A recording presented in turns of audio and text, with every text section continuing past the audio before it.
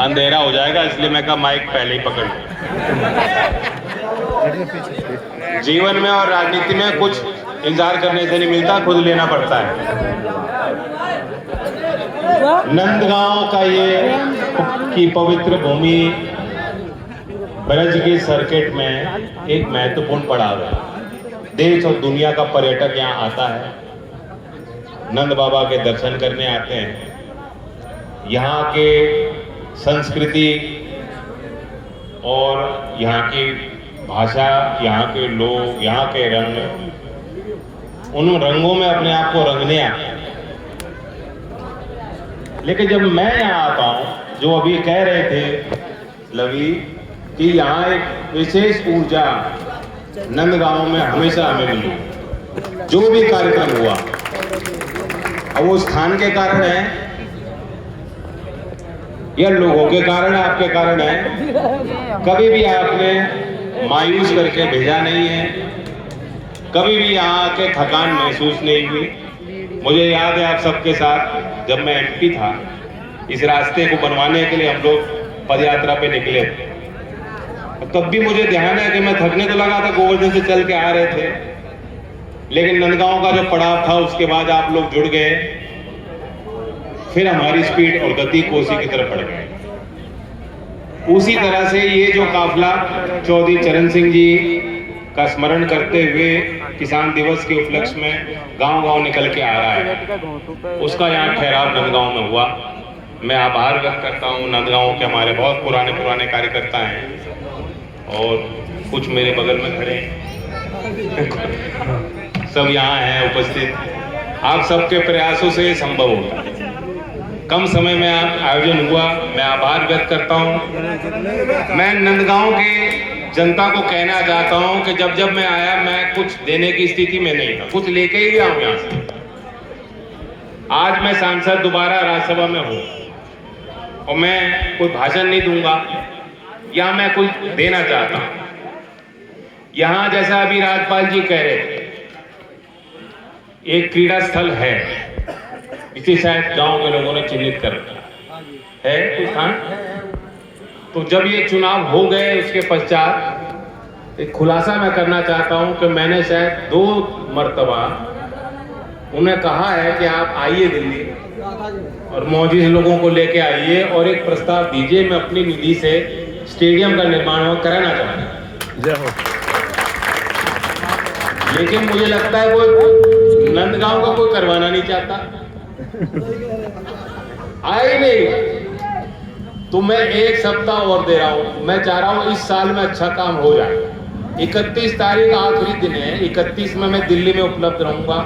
Shahjahan road पे सुबह के समय मौजूद लोग आ जाएं, जमीन का प्रस्ताव लेके मुझे दिखा दें कि जमीन ये है, इतना बड़ा टुकड़ा है, कुछ योजना लेके आए कि क्या बनवाना चाहते हैं, और सांसद निधि में जो भी आपको संसाधन चाहिए मैं दिलाऊंगा।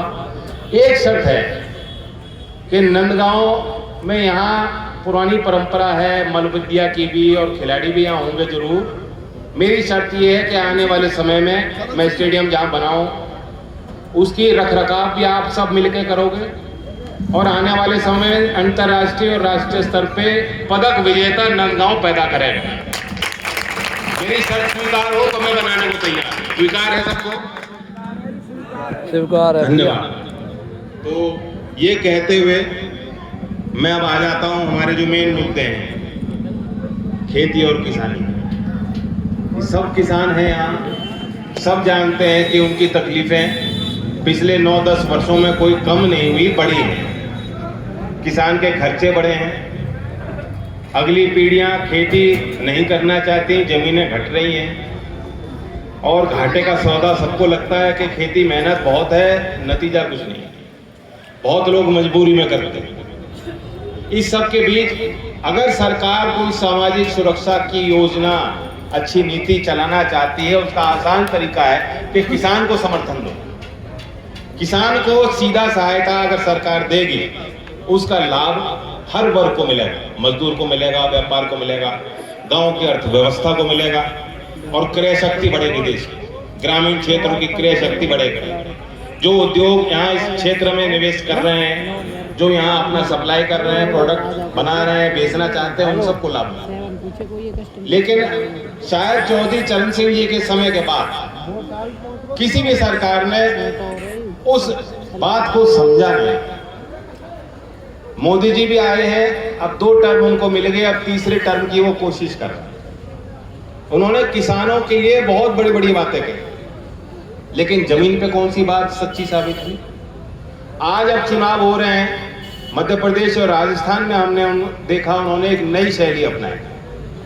क्योंकि राजस्थान में हम साझेदार थे, मैंने देखा वहां जाके प्रचार किया, हम सीट जीते भी और लड़े भी, और वहां एक सरकार में भागीदारी हमारी थी।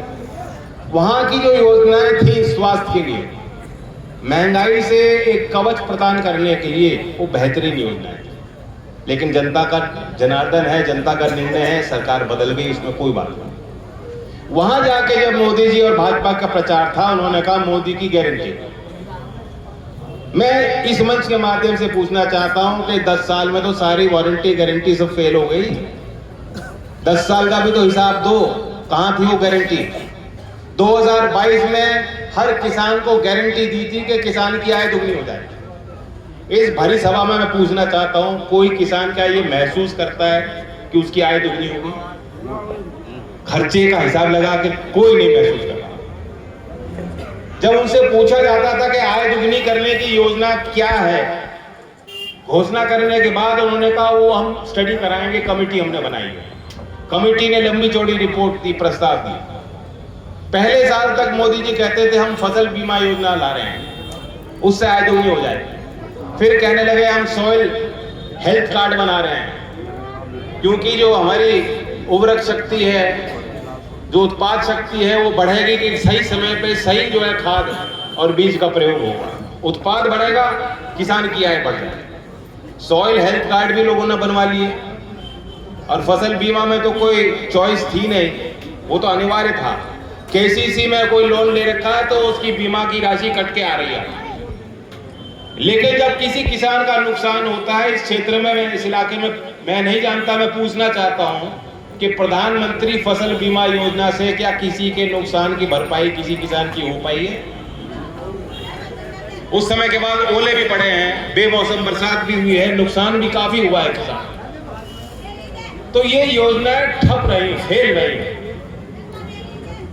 और सरकार की व्यापार की जो नीति है वो किसान के खिलाफ। क्यों? जब किसान को लगता है कि भाव में मूल्य अच्छा मिल सकता है और हमारी पैदावार ठीक है, तभी जो है सरकार फैसले लेती है कि बाहर से आयात होगा और निर्यात पे प्रतिबंध लगाए। धान के निर्यात पे प्रतिबंध लगा दिया, गेहूं के निर्यात पे प्रतिबंध लगा दिया।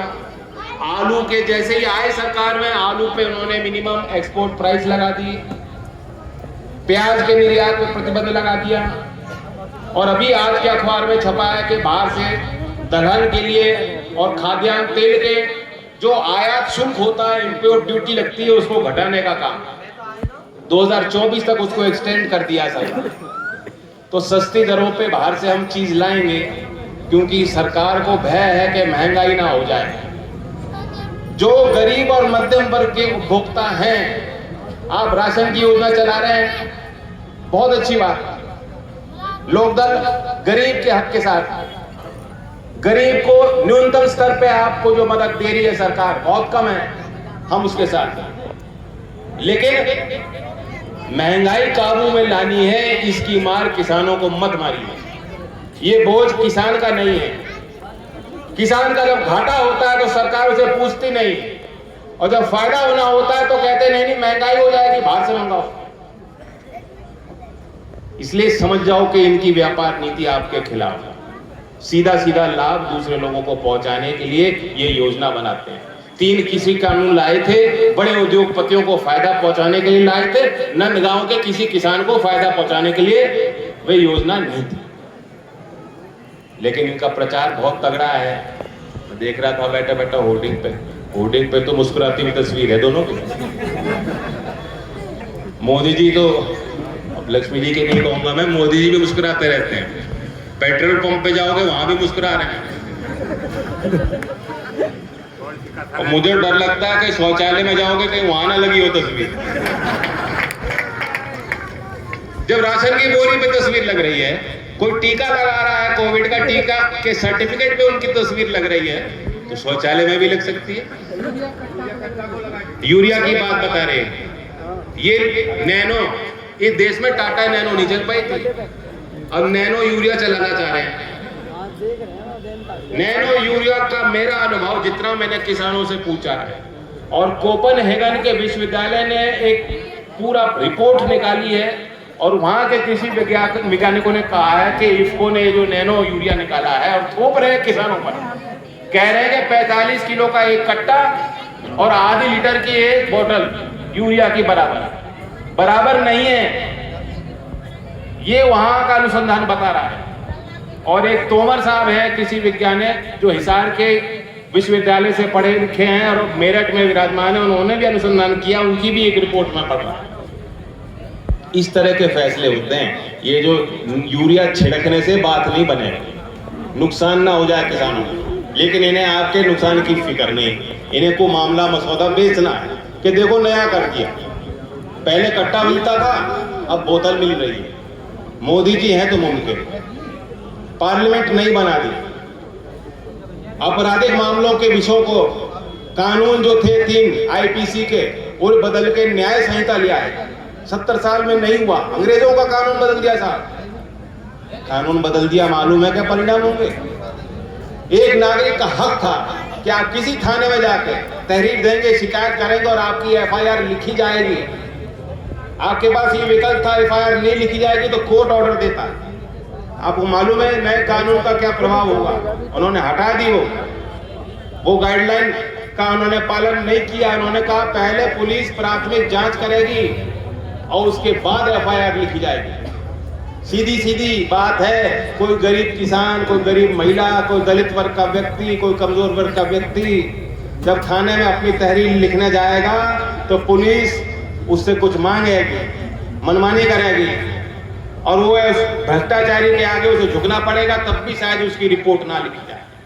और फिर योगी दावा करेंगे देखो 2016 में इतने आपराधिक मामले दर्ज हुए थे और अब इतने कम हो गए हैं।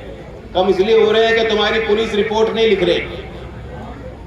तो ये चौधरी चरण सिंह जी का किस्सा याद है आपको कि जब वो थाने में गए थे रिपोर्ट लिखवाने के लिए, किसान की रिपोर्ट नहीं लिखी जा रही, वही समय ले आएंगे ये लोग। जो नियम था, जो कानून था, सुप्रीम कोर्ट के केस एक जजमेंट के बाद स्थापित कानून था कि रिपोर्ट लिखने के लिए प्राथमिक इंक्वायरी की जरूरत नहीं, रिपोर्ट पहले लिखी जाए। तो इस तरह से खिलवाड़ कर रहे हैं। मुझे बाकी गारंटी की तो मालूम नहीं, नौजवानों को कहना चाहता हूँ, पूछना चाहता हूँ, पहले तो अग्निवीर से कोई खुश है क्या?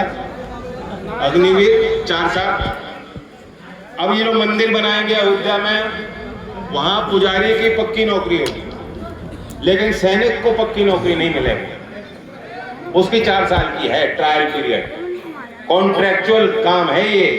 सेना को ठेके पे रखेंगे, ठेके की नौकरी नहीं सैनिक की, बहुत खतरे की नौकरी है। और जज्बे के साथ गांव के लोग भावना के साथ आगे आना चाहते हैं और उनको दबाया गया। मोदी जी की गारंटी और 4 साल बाद बताओ, जब ये इसे रिटायर कर दिया किसी को, रिटायर्ड अग्निवीर जब गांव में लौटेंगे, पढ़ाई भी पूरी नहीं की, क्या इनकी शादी हो जाएगी? तो मोदी जी की एक गारंटी तो समझ में आती है मुझे, कुंवारे कुंवारे रह जाएंगे। और गारंटी का मैं कुछ नहीं कह सकता क्या होगा। तो हमें अपने मुद्दों पे खड़े रहना चाहिए, ये हमारे मुद्दे। आपको मालूम है कि लोकदल जहां होगा ईमानदारी होगी, ईमानदारी होगी, और 24 की बात होगी, किसान की बात होगी, किसान मुख्यधारा में होगा, किसान अपने हक और अधिकार के लिए उसे लड़ने की जरूरत नहीं पड़ी, 13 महीने सड़क पर बैठने की आवश्यकता नहीं। तो अपनी सरकारें बनाएं। मथुरा से हमेशा बड़ा परिवर्तन हुआ है, 2024 में मथुरा से परिवर्तन लाएं, जिस परिवर्तन की गूंज और असर और प्रभाव दिल्ली तक पहुंचे। धन्यवाद। जय